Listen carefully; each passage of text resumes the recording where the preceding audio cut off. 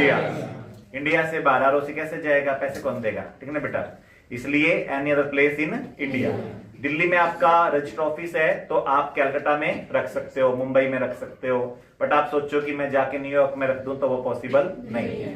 बाकी Google drive का use करो या और कोई क्लाउड सिस्टम का यूज करो, ठीक है ना, तो वो अलाउड है सेक्शन 128 में। चलो बेटा आगे, बट बैकअप इंडिया में होना चाहिए। ओके चलो, ये सारे फॉर्म्स हो गए आपके एओसी 1 में, summary of financial statement of subsidiary.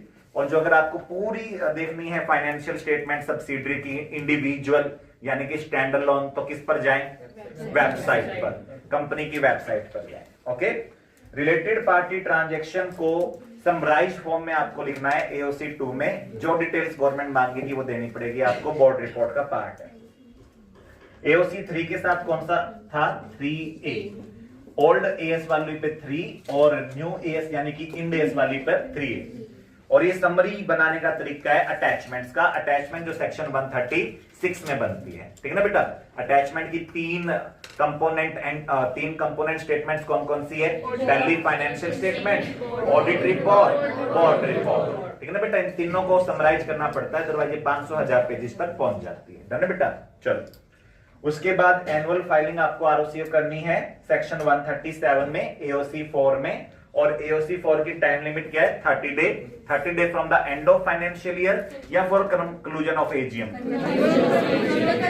From the conclusion of AGM. ये जो 30 डेज है ये कंक्लूजन ऑफ एजीएम से है, बट ये जो पीरियोडिकल फाइनेंशियल स्टेटमेंट है ये from the end of relevant period. ये 30 डेज कंक्लूजन ऑफ एजीएम से नहीं है ना, क्योंकि ये तो साल में 4 बार जाएंगे अगर क्वार्टरली गवर्नमेंट प्रिस्क्राइब करती है तो, ठीक है ना बेटा। तो इन्होंने क्या लिख दिया, 30 days from the end of relevant period, ठीक है ना बेटा।